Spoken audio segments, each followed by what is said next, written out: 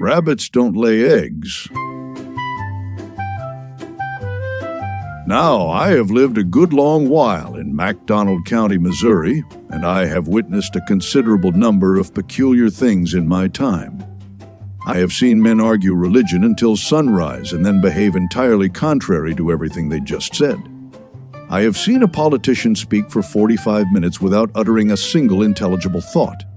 However, of all the strange and baffling customs I have encountered in my years upon this earth, none has puzzled me quite so thoroughly as the practice of searching the landscape for eggs that a rabbit has allegedly deposited there. It defies reason, and I intend to say so.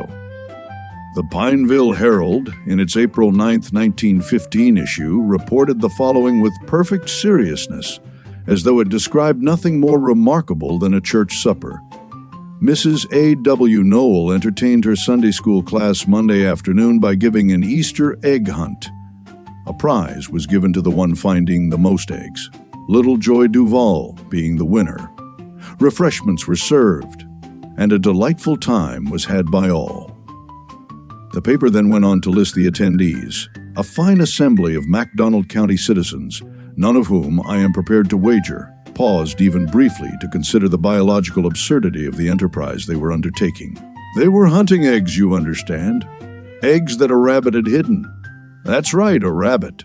I have known a good many rabbits in my time, and I will tell you plainly that not one of them showed the slightest interest in eggs, colored or otherwise, and certainly none demonstrated the organizational capacity required to distribute them across a lawn in a manner calculated to provide wholesome amusement for children.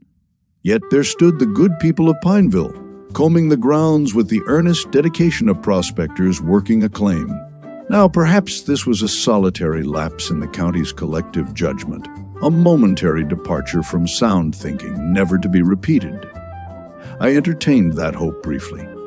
Then I came across the April 1935 issue of the Pineville Democrat, which reported that the Love Home Economic Extension Club had sponsored an Easter trip to Roaring River, where, following a bountiful noon dinner, an egg hunt was held for the children. Orville Mills and Wilbur Dean Love carried off the prizes. 20 years had passed, and the citizens of McDonald County were still wandering the countryside in pursuit of a rabbit's alleged deposits. The tradition, it appeared, was firmly established. Well, I thought I'd better look into this thing properly, the way I always do when a matter strikes me as sufficiently ridiculous to warrant investigation. After a day or two of research, I turned up some history on the subject, and I will share it with you, for whatever comfort it may provide. It seems the whole business originated with the German Lutherans, which I will note without further editorial comment. They had a figure called the Easter Hare, who served as a judge of children's behavior, something along the lines of Santa Claus, only fuzzier, and, one imagines, considerably more alarming to encounter in the yard.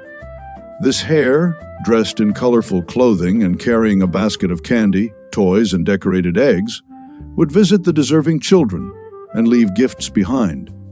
The undeserving children received nothing, which I expect was a more effective motivator than any switch ever cut from a hickory tree.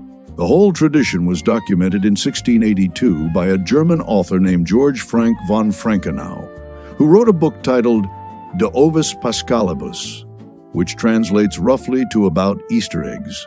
I admire a man who titles his book with such directness. He knew what he had written about, and he said so plainly, which is more than can be said for a good many authors I could name.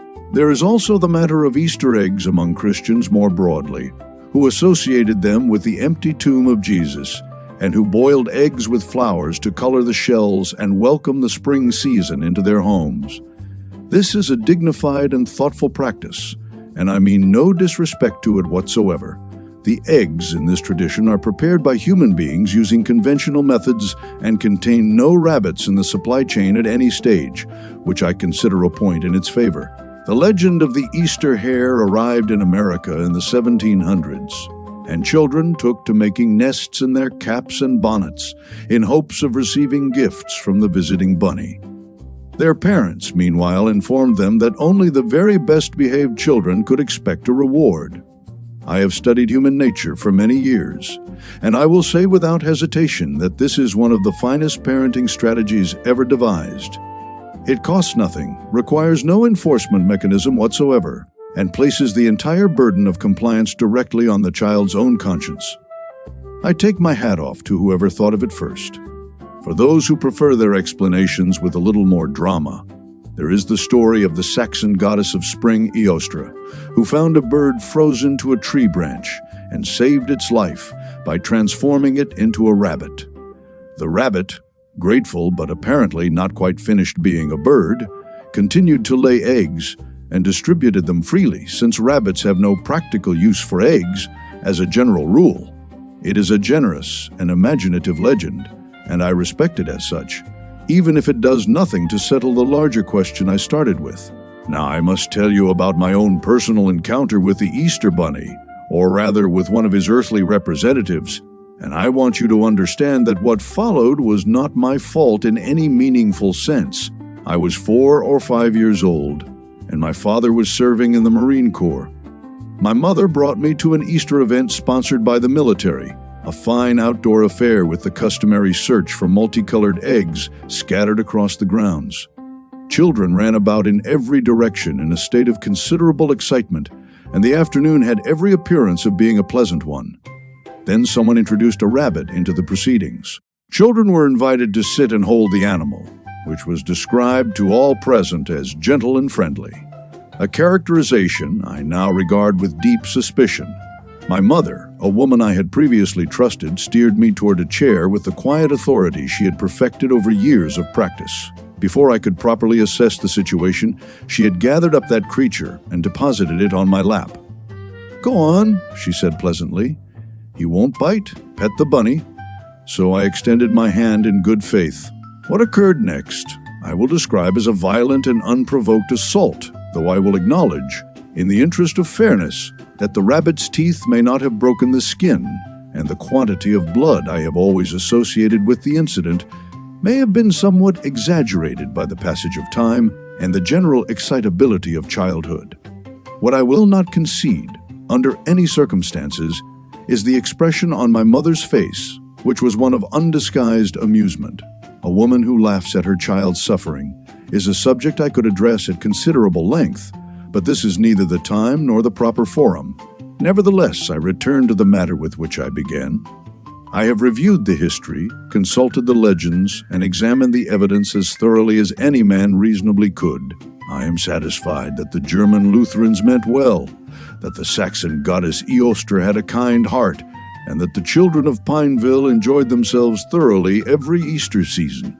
I am equally satisfied, based on both scientific understanding and painful personal experience, that rabbits don't lay eggs, not even on Easter Day.